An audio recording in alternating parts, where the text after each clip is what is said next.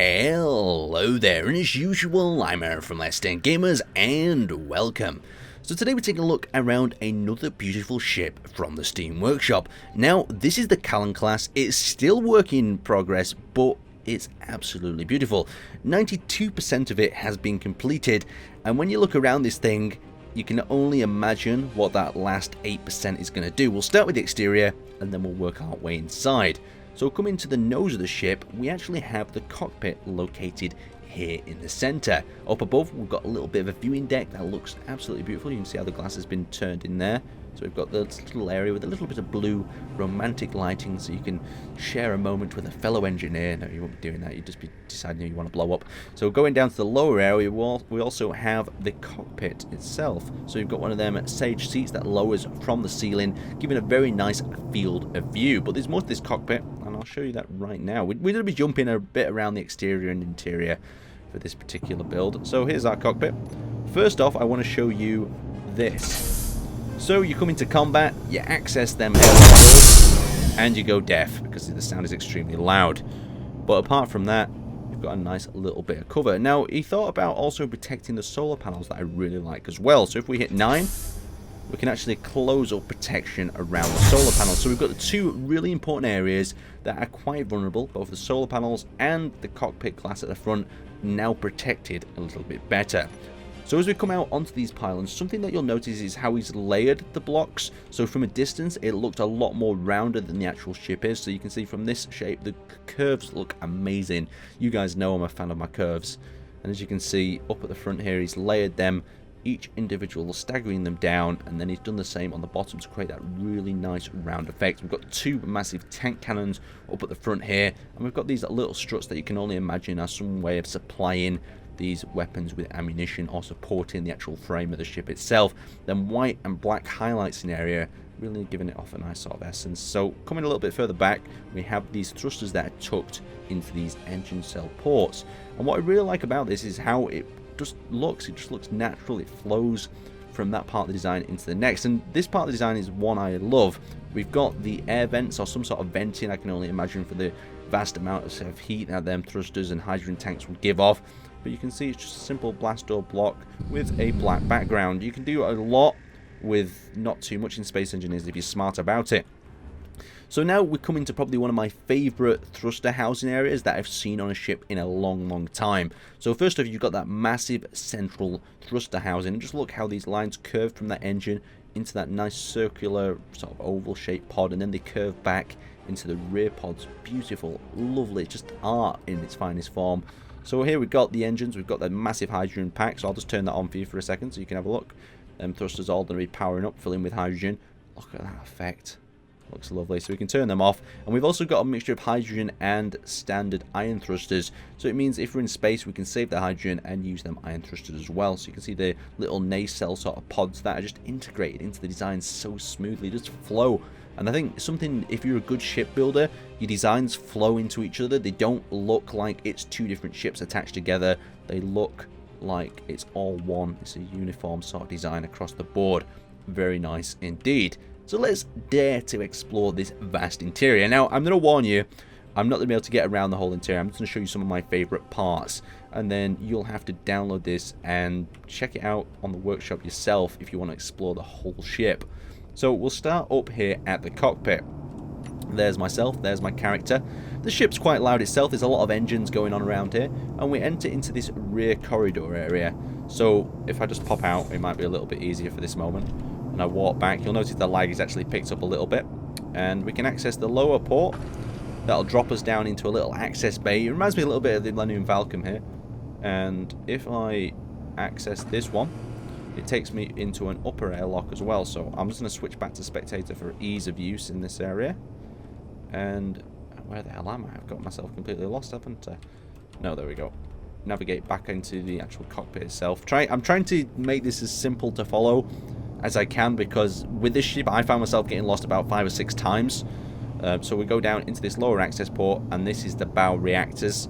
So you can do some quick engine modifications here, charge up your jump drive, I don't know, do whatever you wish, and then come up into this area. We've got an access hatch that accesses the observation airlock. No, what's that say? Dorsal. airlock. So we've actually accessed up into this point, and that takes us out of the ship itself. Very nice, quite a smooth entrance. We've got some turrets in there, just in case we get any pesky boarders trying to happen. So we've got the lounge up in this area as well, that we've explored before. And then to both of these sides, we have the jump drive rooms. So we have left and we have right jump drive rooms. I like how he's just built these rooms. They're very square, very simple. Still that 8% to build. So will he paint the interiors? I don't particularly know what he's going to do. He's going to leave it with this very industrial grey. So now we're back just behind the cockpit room. We'll go off into one of the side rooms. So this is the port sort of area, where we can actually go down into this section. That takes us into the hangar bay. So when I first came into this hangar bay, I thought there would be some sort of door. Maybe that's yet to actually be built. We've got some really interesting little features here. We've got these spotlights that come down, and well, my favorite part here is this little observation room. Everyone needs that sort of manager guy who overwatches the loading operations, maybe controls some sort of crane, watches the cargo, make sure it's stored well. And from this little room, you can do just that. I love that indeed. Let's continue going a little bit further back now. So if we come out of the observation room through that really nifty little hatch there, we can come on to, so this is the NCO sort of conference talking area. It's very simple sort of interior. And if we come through to this next bit, we've got the NCO mess. There's actually two separate messes on board this ship. We've got the NCOs, so we've got the non-commissioned officers, and we've also got like a more of a crew mess. I don't know what he intends the crew to be size, but this ship is more than capable and it's more than capable supporting the maximum amount of players that are actually available on Space Engineers. The only problem is a lag is a little bit of a downside. Hopefully, as Space Engineers improves, that will pick back up. So what I'm just going to do now is down to a few random places in the interiors. When I first looked at this ship, I was wondering if he had built anything within these nacelle pods. So if we actually go down into here, you can see that it is actually just a construction behind the scenes area, but we have an access hatch. So for instance, if you do need to maintain something on this ship, it is not completely blocked off. You can still navigate around into these areas, patch holes and repair sections that I do think is extremely important. Also, he's hit a few thrusters, giving us a little bit more extra power and making sure there's enough space for them indeed. So if we come up into this area, you can see that's all hidden below this sort of access and the sort of financy, lovely hydrogen tanks sort of type things. It looks all fancy on the surface, but below you actually have the inner guts and workings of any functional ship. You need to sort that out. So in this area, we have ourselves a little bit of a processing plant, so we can process our resources and whatnot. And we've got a camera down here as well, so we can view what's going on. There's various cameras around the whole of the ship, so if your crew were working hard, or maybe they were slacking off, having a smoke in one of the corridors, you could get over the intercom and have a bit of a shout at them. You in Sector 4, please stop smoking and return to... I don't think it's very safe to smoke on a ship. Anyway, that's going really off subject. Let's have a look at the final room. So we've got, that's the mess that we've just had a look in before. Let's go the opposite direction. So if we drop down here, we'll go... See, this is what I mean by getting lost. I know that I'm heading back to the hangar observation area, but due to all the corridors looking very similar in that grey nature, maybe it needs some sort of Half-Life sort of thin line going to different areas. Like red could go to one area, green could go to refineries and whatnot, so you could help with navigation, unless he wants people to board the ship and get extremely confused, because I'm sure he'll know the inner layout off by heart. Anyway, a beautiful design, and I recommend that you download this and check it out on the workshop. There'll be a link down in the description. Now the final thing that I want to do is take this thing for a test fly. Just how well will it fly? That's the question. So we're into the cockpit. We're going to power up both our thrusters, so we've got maximum chance of success. And we're just going to begin moving this. Let's check the acceleration. Acceleration, not too bad, especially for a small ship of this size. Very good indeed. Now the second thing I want to also test is just to see how maneuverable it is. We've got a little bit of lag picking up here at the higher speeds. So let's just give it a real good shift over to the right.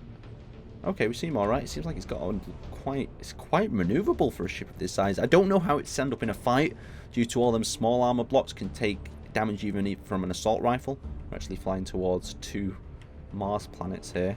We should be able to make it through with our thrusters on. But anyway, I'd like to thank you guys for watching, and I'll see you